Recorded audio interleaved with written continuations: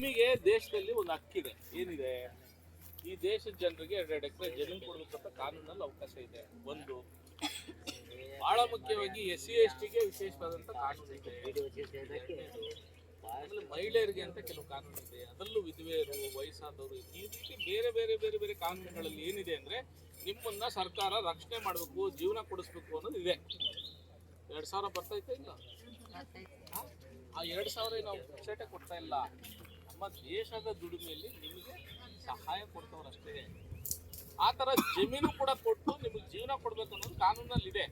ಈ ಜಮೀನು ಅಂತಲ್ಲ, ಯಾರು ಬಡವರು ಇದ್ರೋ ಅವರೆಲ್ಲರಿಗೂ 2 ಎಕರೆ ಜಮೀನು ಕೊಡಬೇಕು, ಯಾವ್ದಾದ್ರು ಕೊಡ್ಬೇಕು, ಆದರೆ ಎಲ್ಲೂ ಕೊಟ್ಟಿಲ್ಲ. ಆಮೇಲೆ ಹಿಂದೆ ಈ ಜಮೀನನ್ನ ನಮ್ಮ ಜನ ಮಾಡಿದ್ದಾರೆ ಹೇಳೋ ಅಂತ ಬಂದಿದ್ದೀರಾ. ಈಗ ಇಷ್ಟು ದಿವಸ ಅಲ್ಲಿ ಇಲ್ಲಿ ಅನ್ನೋ ತೋರ್ಸೋದ್ ಬಿಟ್ಟು ಇಲ್ಲಿ ರೋಡಿಗೆ ಹತ್ರ ಐತೆ, ಚೆನ್ನಾಗಿ ನೀರು ಐತೆ, ಇಲ್ಲೇನು ಮರಗಳು ಇಲ್ಲ, ಇಷ್ಟು ಎಕರೆಗೆ ಇಷ್ಟು ಮರ ಇರಬೇಕು ಅಂತ ಫಾರೆಸ್ಟಲ್ಲೂ ಇದೆ, ಈ ಸೈಜ್ ಇರಬೇಕು ಅಂತಿದೆ. ಆ ಥರದ್ದು ಯಾವುದೂ ಇಲ್ಲ. ಒಳಗಡೆ ಹೋದರೆ ಫುಲ್ ಎಲ್ಲ ಬರೀ ಗೊಬ್ಬರ ಗಿಡಗಳೇ, ಇಲ್ಲಾರು ಅಲ್ಪ ಸ್ವಲ್ಪ ಇದ್ದಾವೆ, ಬಟ್ ಒಳಗಡೆ ಯಾವುದೂ ಇಲ್ಲ. ನಿಮ್ದಲ್ಲಿ ಇಲ್ಲಿ ಬರೋದಿದ್ರು ನಮಗೆ ಇದನ್ನ ಬಿಟ್ಕೊಟ್ಟು ನೀವು ಅದನ್ನೇ ತಗೊಂಡು ನೀವು ಫಾರೆಸ್ಟ್ ಮಾಡ್ಕೊಳ್ಳಿ ಸರ್. ದಯವಿಟ್ಟು ನಮಗೆ ಇಷ್ಟು ವರ್ಷ ಈ ಹೋರಾಡಿದ್ದನ್ನ ಮುಂದೆ ಮಾಡಕ್ ಬಿಡಬೇಡ್ರಿ ದಯವಿಟ್ಟು ಅಂತ ನಮಗೆ ಇದು ಮಾಡ್ಕೊಂಡು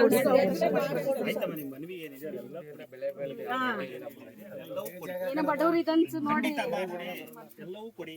ಈಗ ಆಲ್ರೆಡಿ ನಿಮ್ಮ ವಿಚಾರ ತಹಸೀಲ್ದಾರ್ ಗಮನಕ್ಕೂ ಬಂದಿದೆ, ಇವರು ಆಲ್ರೆಡಿ ಜಿಲ್ಲಾಧಿಕಾರಿ ಇದ್ದಾರೆ.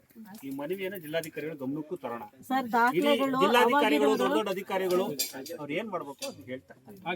ಯಾಕಂದ್ರೆ ನೋಡಿ, ನಾನು ಕೇಳೋದು ನೌಕರ, ನನ್ನನ್ನು ನಿಮ್ಮ ಹತ್ರ ಮನವಿ ಇಸ್ಕೋಬಹುದು ಬಿಟ್ರೆ ನಾನು ನಿಮಗೆ ಯಾವುದೇ ಆಶ್ವಾಸನೆ ಕೊಡ್ಲಿಕ್ಕೆ ಆಗೋದಿಲ್ಲ. ಹಾಗೆ ಮಾಡ್ತೇನೆ ಹೀಗೆ ಮಾಡ್ತೇನೆ ಅಂತ ಹೇಳಿತ್ತ ನಿಮ್ದು ಏನಿದೆ ಅಹವಾಲನ್ನ ಕೊಡಿ. ಕಾನೂನು ಪ್ರಕಾರ ಅದಕ್ಕೆ ಏನ್ ಕ್ರಮ ಕೈಗೊಳ್ಬೇಕು ಮೇಲಾಧಿಕಾರಿಗಳು ದಯವಿಟ್ಟು ತಗೊಂಡಿರ್ತಾರೆ. ಸ್ವಲ್ಪ ನೀವು ಮಾನವೀಯತೆ ಮಾಡಿದ್ರೆ ಬಡವ್ರ ಜಮೀನು